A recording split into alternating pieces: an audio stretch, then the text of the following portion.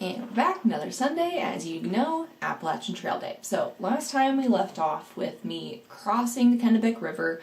We got to West Carry Pond Lean-To and it started pouring rain. So it rained all night, didn't stop until the morning.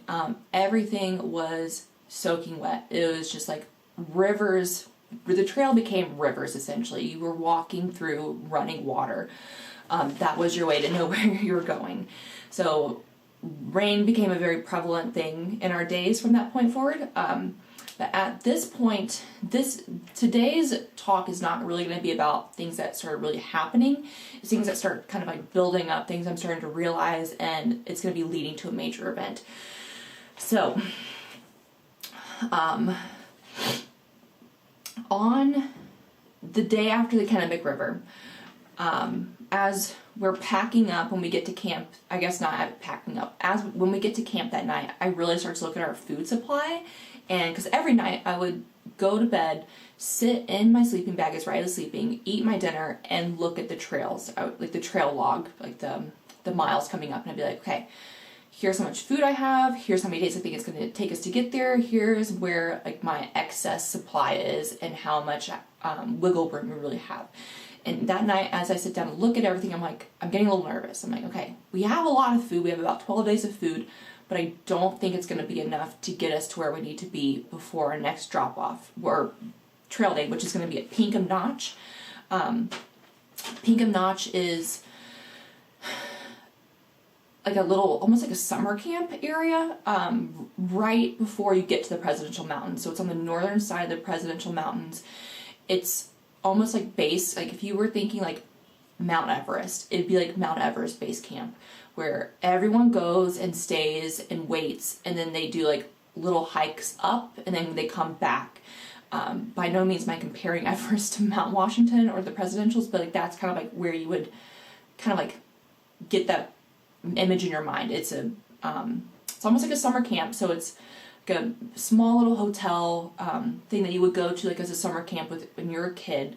So they have like little private like hotel rooms almost, but it's like a little lodge, and they have like communal eating areas where like everyone sits at a big table and like makes friends and eats. You don't sit by yourself. Anyways, Pinkham Notch is where I'm going to get my next drop off or pickup location, and I know that the miles between where we're currently at and there have a lot of elevation gain. So the miles we're going to be progressing through are going to be shorter than I think they're going to be each day. So we're not going to be getting as far because we're going to be very, very tired, because as you get closer to the Presidentials, like southern Maine, northern New Hampshire, the elevation starts to just get very jagged. It's not straight, it's not big climbs, it's just constant ups and downs, which exhausts you after a while, especially with a heavy pack like we currently have. And there's not a lot of options to resupply in between those 2 points. So we really didn't have an option to shorten our window to pick up a location. We had to make it work, and you'll see that if you do this, you need to make a better choice with it. Anyways, I started to notice that our food supply will very likely not last. So I'm starting to ration. Even one day off of picking up our resupply, we're starting to ration food just to be safe. But that night, the following night, I'm just going to mention them briefly because I remember going to bed getting really worried. It was really, really cold. I was starting to get a little lonely again, and I saw this red light come into the tent. I'm like, what is going on? Riley starts growling and barking, and it's a hiker, obviously. They have their red light on their headlamp, which is one thing I do want to mention. If you are a night hiker, so you're hiking at night trying to get to wherever you're going, put on your red light, especially if it's like not a very tricky terrain, and especially if you're coming into a shelter. Don't have your white light on, because that is going to wake up other hikers and disturb them. Put your red light on because it's not going to really wake up anyone. It's very low key. It doesn't disturb anybody. It's a lot less blinding. So it's just a courtesy. It is something nice to use in your tent area at night as well, because it doesn't wake you up as much. Just keep your red light on. So Chuckles and Tall Tales were two guys that came into the tent, and they got their names very appropriately. Tall Tales was very, very talkative, just loved to chat, very big personality. And then Chuckles had the funniest laugh I've ever heard in my life. Just comical to hear that they were just bantering back and forth. Riley was really excited to have some people to run up and see, so she went over and hung out with them as they were eating dinner because they got in well past dark. And then we just kind of chatted. I don't remember what we talked about, but those little encounters with other people were just little lights to the end of my day, especially when it was at a shelter, because when you're passing people on the trail, you just say hi, hello, you maybe get their name, and then you just move on.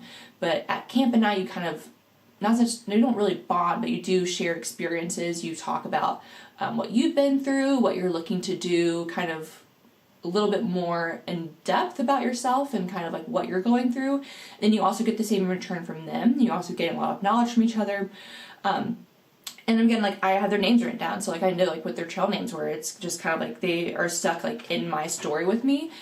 So it's fun to kind of go back and see that, not relationship you made, but just the little imprint that someone made on your life in a moment like where you really just needed someone there. So those two guys came into camp, and then like this is kind of like where I'm getting at, like, where some of the days just kind of like drag by. I just remember the day we, from that point forward, we kept hiking. We got to Saddleback Mountain, and at that, so Saddleback and Junior Saddleback are adjacent mountains. There's Saddleback, which is the more like taller mountain, and then you have Junior Saddleback, which is shorter. It's like the one before or after, depending on where you're coming. We made it to Saddleback, and that's where I was planning on having lunch. It's a bald mountain, so there's no trees. There was a little, almost like a stone shelter that was made, but it was just the walls. Like, it was like maybe like mid-thigh high, just like a rock formation type of thing made. But we put our Thermarest sleeping pads down, and we just laid down and had lunch on top of the mountain. I'm going to put a picture up of Riley just kind of like rolling around in the sun because it was super bright on the top of a bald mountain because there's no tree cover.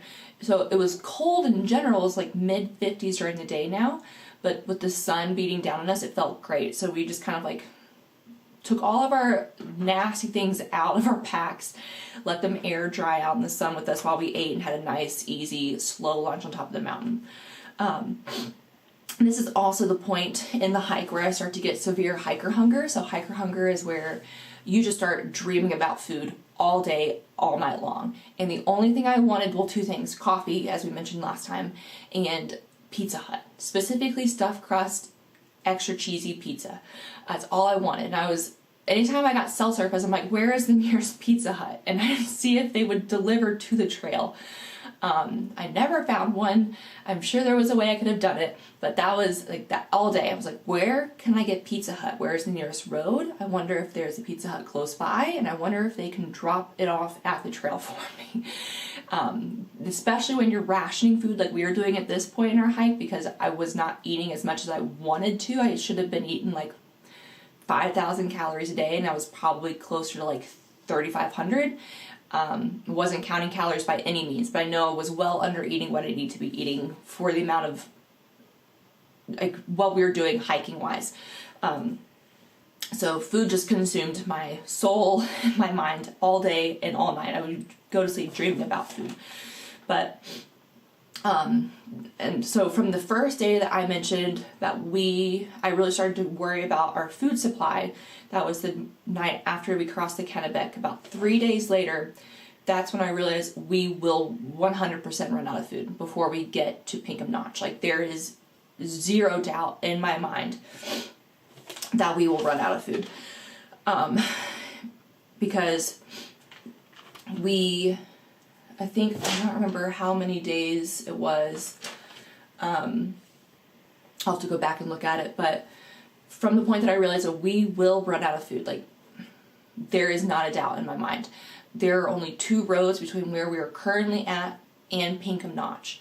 Now, these 2 roads, we're going to loosely call them roads because they're more like backcountry mountain roads where you drive for 20 to 30 minutes on the road, but you don't see anything. You're just driving around the side of a mountain. So, like, there's no towns, there's no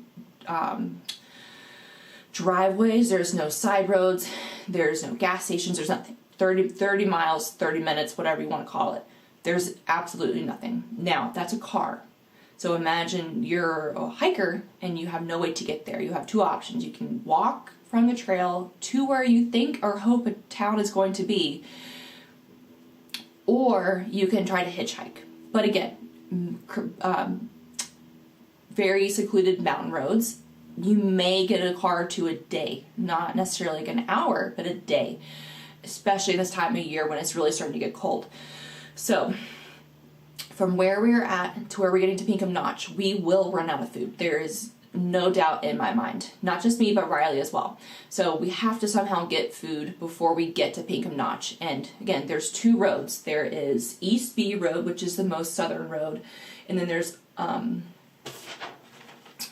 Andover Road. So Andover's north of East B. So as we're laying in bed that night, I'm like, okay, we have to hitchhike at both roads. We can't just leave them. We can't just walk past them because we will not have food to get to Pinkham Notch.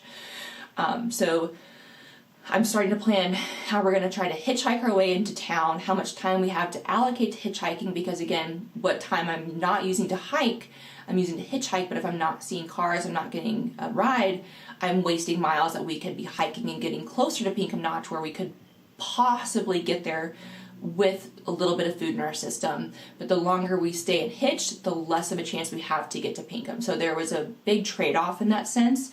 Like how lucky are we going to get here versus should we just keep moving and ignore this spot? Two chances. We had two chances. Just remember that. We're going to leave it here.